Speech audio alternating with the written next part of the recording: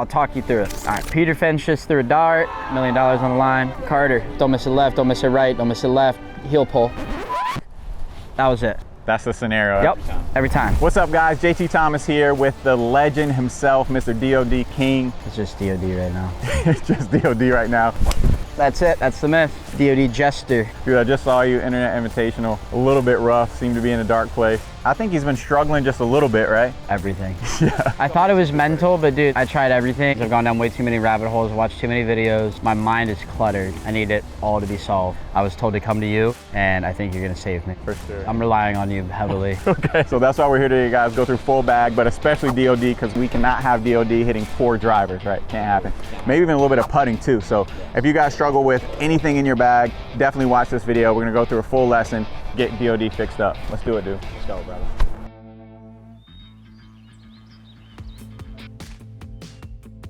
So bro, tell me about the game, tell me about the Internet Invitational. What's the state of the game right now for DOD? Shambles. Shambles. Yeah, I got no confidence. Okay. I got nothing. I can't make 2-footers.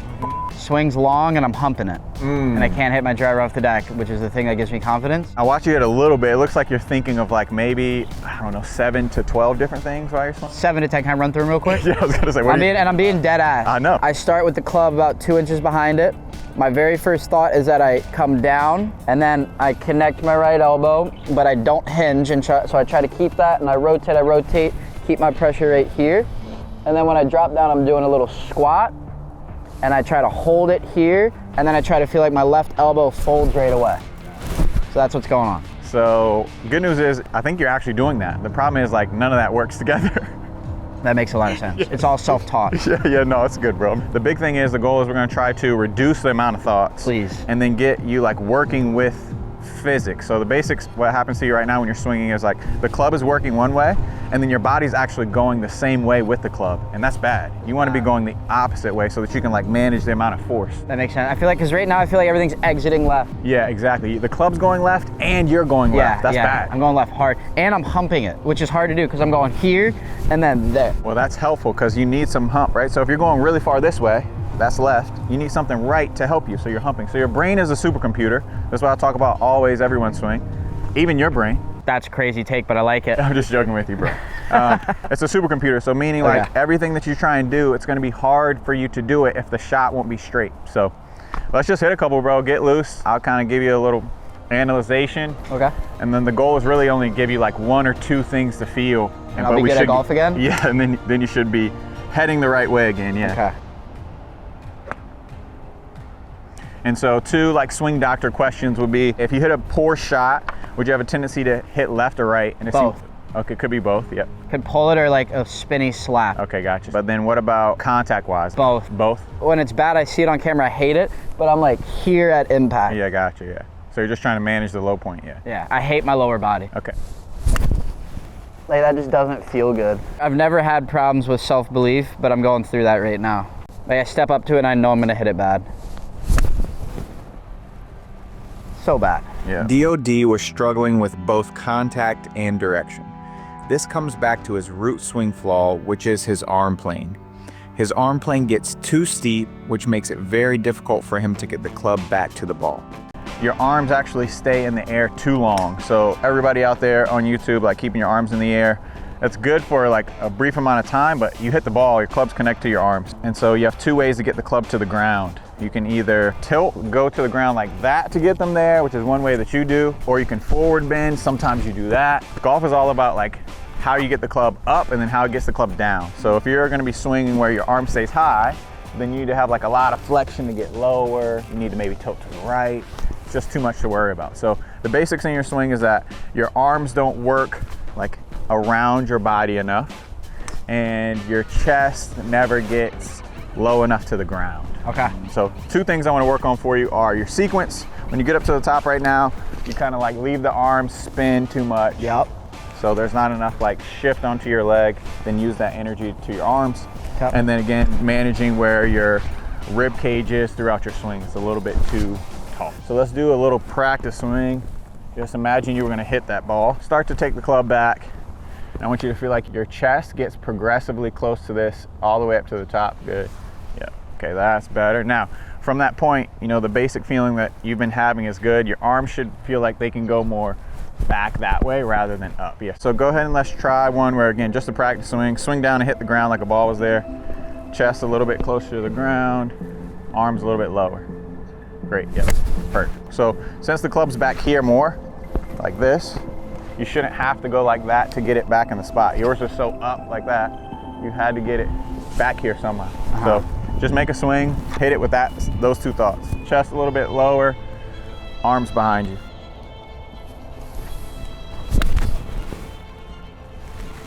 Awesome. Let's do like 2 or 3 of those. So much better. Really? Oh my gosh, yeah.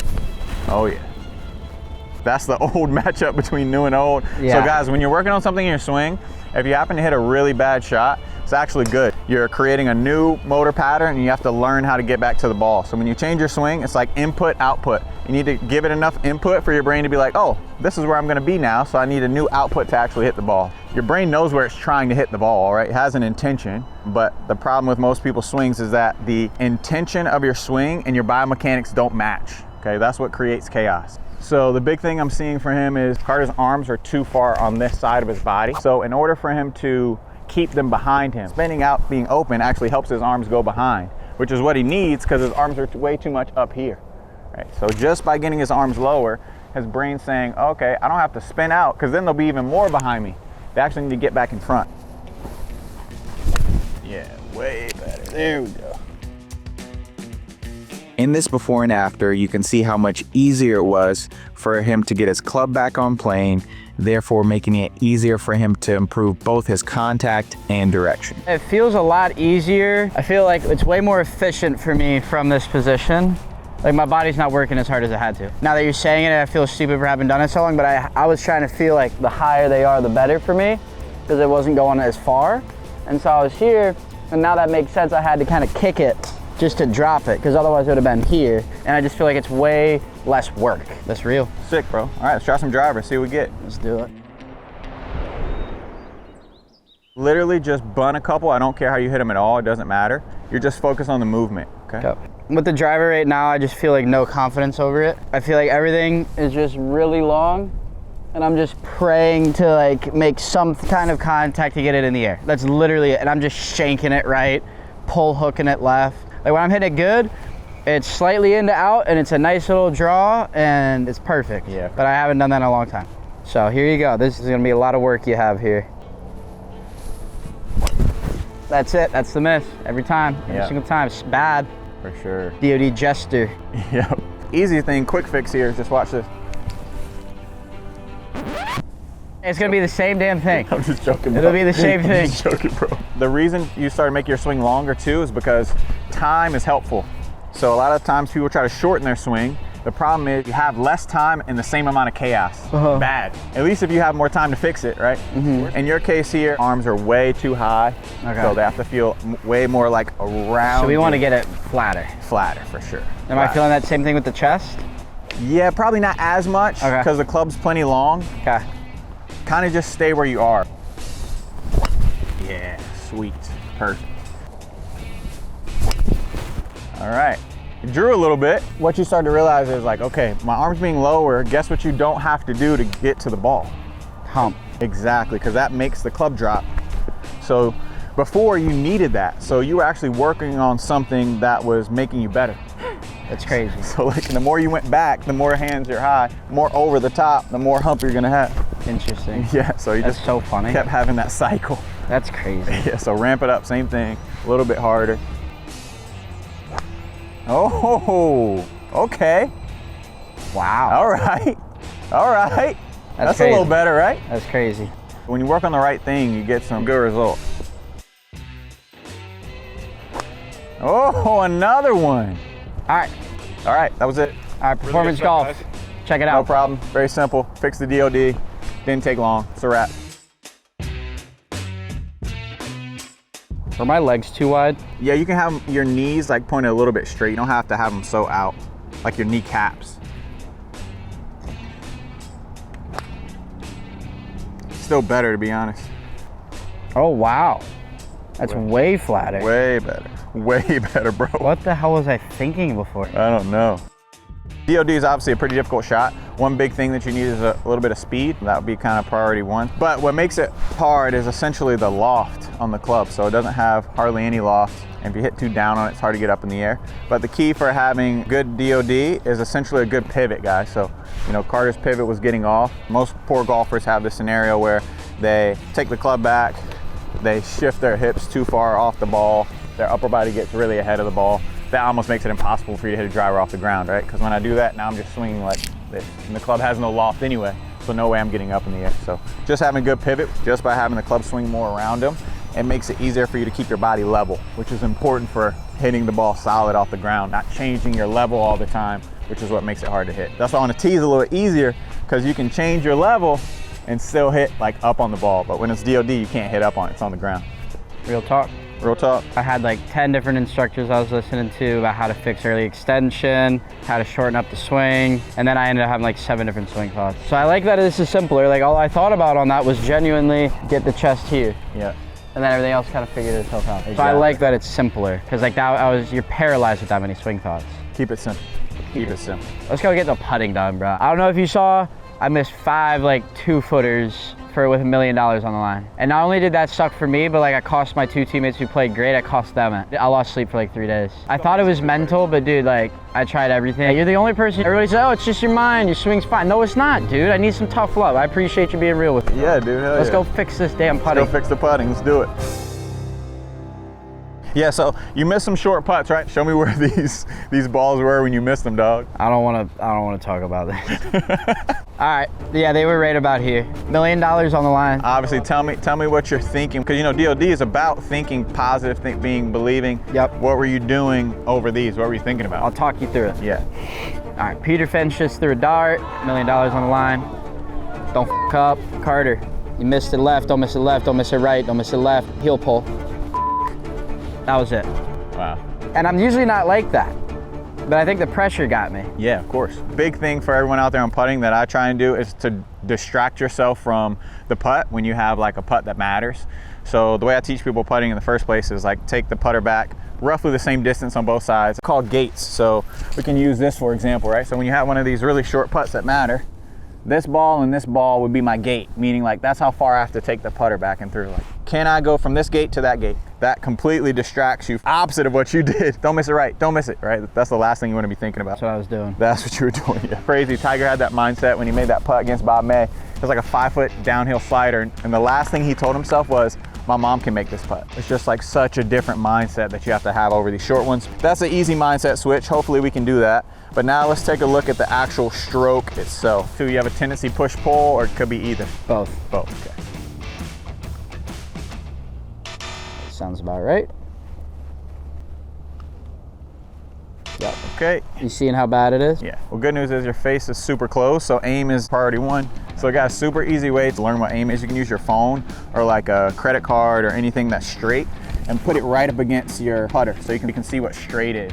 So he actually was lining up left. He was pulling them, pulling them, pulling. You pull them enough, then your brain's gonna start pushing them, and then your stroke starts getting bad. And then after that, what's really easy is like taking an alignment stick, or we can take this here and just point straight. So now try to take the line on your putter and point that right on top of that so you can see what straight is. Now you can like hover it above it. Yeah, exactly. The other part that's really important for you is what we call acceleration profile. So what that means is you have a tendency to go back too slow, then your brain feels like you don't have enough momentum, and then you get jerky. So that's what happens, probably what was happening on your short putts, on your putts in general, taking it back a little bit too slow and then kind of looking like this.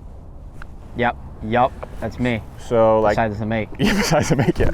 But in putting, you want to take it back a little bit faster so you can actually slow down how fast you hit the putt. Interesting. Versus going through. Like the old adage of like swinging through is like the worst thing ever. Cam Smith just said, I try to hit the ball on my backstroke.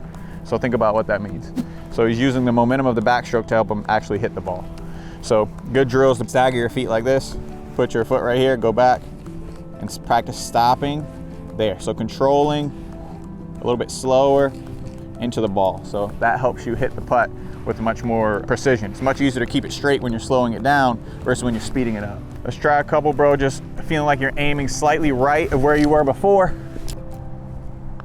Yeah, nice, so good. Way better. Yeah, Way better, bro. That's the stroke. That's what I want you to do. It feels like I'm aiming very right of the hole, and it feels like I'm not gonna get it there, but it's perfect. It's so pure, yeah, way better. And it doesn't feel as jerky. Like it really, that does make a lot of sense because on these putts, I feel like I moved it back really slow and then kind of just like jerk it. Exactly, so. That makes sense. I like the idea of what you said, kind of using the momentum to hit it, because then it takes out human error of like, especially under pressure, of just like jerking it and like trying to speed it up with your body and your hands, and instead just kind of letting the weight of the putter and physics take over. Yeah, so that helps you. And another great drill is actually trying to take it back really far and almost leave it short, right? Okay. So you're trying to stop it before it gets there, meaning you're stopping your acceleration. So take it back really far and then, yeah. That was bad. But no, that's the idea, same thing, yeah. Yeah, great. Yeah, I love it, bro. Let's go, awesome. One more like that. Yeah, okay. That's so good. All right, so now let's back up. A little bit longer ones here. Feeling like you're aiming a little bit right. The bad things that I see for putting all the time is people think they need to accelerate through. You do not do that. That is the worst thing to do in putting. Oh, how much better did that roll, bro? All right, dude. Oh my God. Internet Invitationals, run it back. Run it back. I love the simplicity of all this, by the way. Simple, I appreciate this, brother. Let's go. It's crazy. I feel the sweet spot. I haven't felt it in years. Oh, bro. I feel like I'm not picking up my head either. Because like it used to be like that Yeah. before I even hit the ball. Let's go, guys. DOD fixed, putting so much better. Dude, so simple. Like actually, on and off camera, I really appreciate that. That's cleaned up so much of my brain. All right, guys, thanks for watching this video. It was awesome fixing Carter, not only with the full swing, but a little bit of putting as well. If you guys would like to see me fix anybody, DOD, who do you think I should fix next? Salim from now. Salim. He's my partner in some hater videos. He needs some help. All right, so Salim, if you're watching this, or if any of you guys are watching this, want me to fix somebody else, please leave a comment down below. Follow our socials, which are also down below. We're looking forward to fixing everyone. Let's get it. JT, you're the man. Let's do it.